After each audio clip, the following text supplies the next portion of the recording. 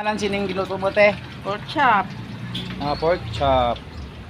Yan, yan. Kaya kung magluto ka nito, palayo ka lang kasi baka matamaan mo ka. Oo. Balat. Matalsik man na siya.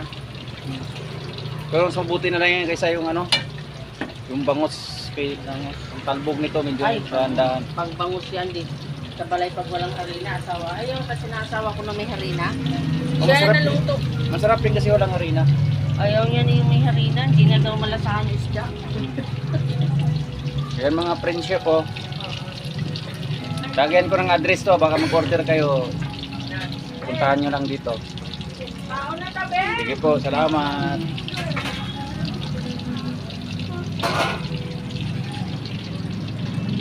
Fresh na ano yan, karne oh.